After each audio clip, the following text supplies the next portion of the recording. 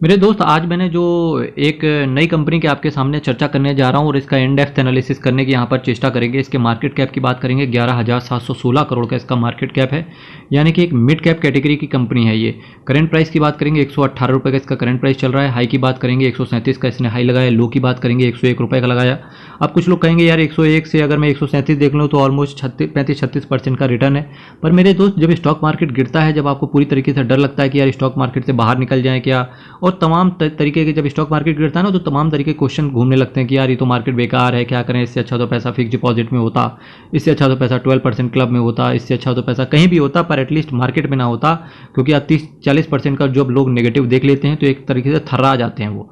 ठीक, तो ऐसी कैटेगरी में ये कुछ ऐसी कंपनियां होती हैं जो आपके पोर्टफोलियो को हैंडल करने का काम करती हैं। क्योंकि जब स्टॉक मार्केट गिरता है तो ये कंपनियां ज़्यादा तेज़ी से नीचे नहीं गिरती हैं, और साथ ही साथ इन्वेस्टर्स के पोर्टफोलियो पे एक कहते नहीं कि एक सिंघम की तरह खड़ी रहती हैं ये कंपनियां। तो इस वजह से ऐसी कंपनियां का इन्वेस्टर्स की झोली या पॉकेट में होना बहुत इंपॉर्टेंट रहता है।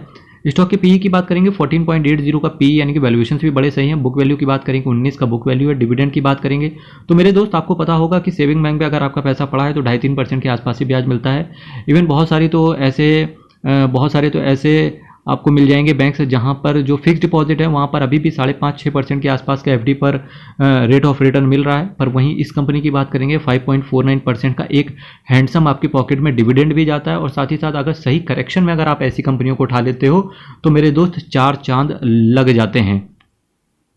Return on capital employ, return on equity की बात करेंगे 20% तो बहुत ऊपर इन्होंने मेंटेन करके रखा हुआ है, जो कि बहुत अच्छी चीज़ है। फेस वैल्यू की बात करेंगे 5 रुपये चल रहा है, तो आने वाले समय में आपको स्प्लिट भी देखने को मिल सकता है। जिस कंपनी की मैं बात कर रहा था उसका नाम है Castrol India limited. Is principally engaged in the business of manufacturing and marketing of automotive and industrial lubricants and related services.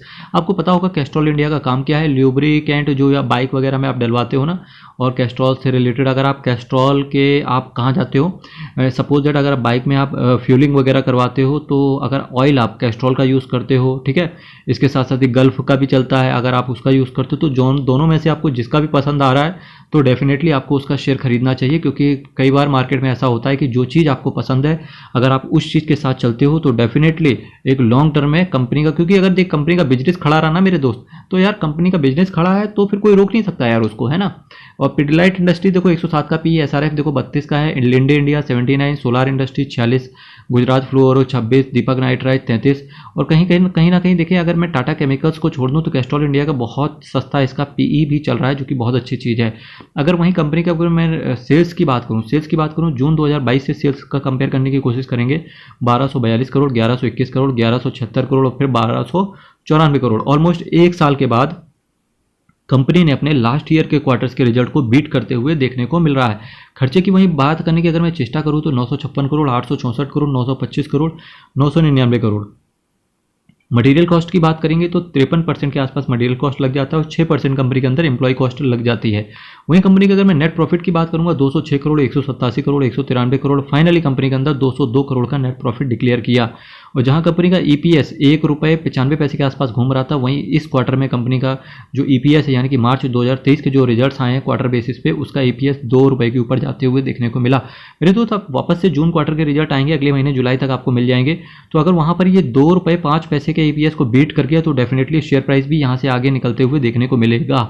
इसके साथ साथ मेरे दोस्त, अगर मैं अब बैलेंस शीट की आपके सामने चर्चा करने की कोशिश करूँ यहाँ से, तो देखिए दिसंबर तक की बैलेंस शीट का डेटा है हमारे पास। अगर मैं दिसंबर तक की बैलेंस शीट की बात करूँगा तो शेयर कैपिटल देखो 495 करोड़ का इसका शेयर कैपिटल पड़ा हुआ था। रिजर्व्स में भी पैसा अच्छा खासा कंपनी के अंदर पड़ा हुआ है, 1391 करोड़ का।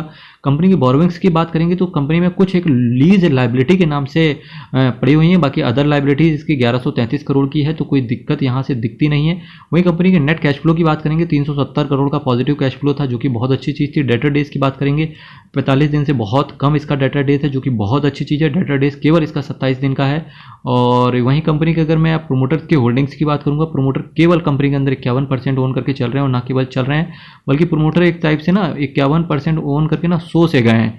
जून 2020 से हमारे पास डेटा पड़ा हुआ है और लगातार 51% वो अपना लेके बैठे हुए हैं, कोई दिक्कत नहीं है। वहीं अगर एफआईआईस की बात करेंगे तो एफआईआईस धीरे धीरे कंपनी के अंदर स्टेक को बढ़ा रहे हैं। डीआईएस की बात करेंगे, डीआईएस भी कंपनी के अंदर बहुत धीरे धीरे कंपनी को स्टेक को बढ़ा रही थी, पर फिलहाल अभी उन्होंने 0.01% का स्टेक बेचते हुए देखने को मिले मार्च 2023 के अंदर, पर कोई दिक्कत नहीं है, तो फिर वापस आ जाएंगे। पब्लिक की बात करेंगे 21.04% का पब्लिक ओन करके चलती थी, अभी फिलहाल 20.99% पब्लिक ओन करके चल रही है मेरे दोस्त। चूंकि मार्च क्वार्टर के रिजल्ट्स भी इन्होंने बीट करते हुए देखने को मिले तो शेयर प्राइस में भी बूम लग सकता है। ऑल इन ऑल बात करें, कैस्ट्रॉल इंडिया का नाम मार्केट में बिकता है मेरे दोस्त, फंडामेंटल्स कंपनी के स्ट्रॉन्ग हैं, फिर भी अल्टीमेट डिसीजन आपका ही रहना है क्योंकि पैसा आपका है मेरे दोस्त। इसी तरीके के और भी शेयर्स पे इन डेप्थ एनालिसिस जानने के लिए अगर आपको किसी शेयर्स का जानना है तो कमेंट बॉक्स आपके लिए खुला है मेरे दोस्त। कल फिर आपके साथ जुड़ेंगे हम, सेम टाइम सेम चैनल, और CKD stock market news channel का आप सभी के साथ जुड़ने के लिए आप सभी को हृदय की गहराइयों से बहुत बहुत धन्यवाद, बहुत बहुत धन्यवाद।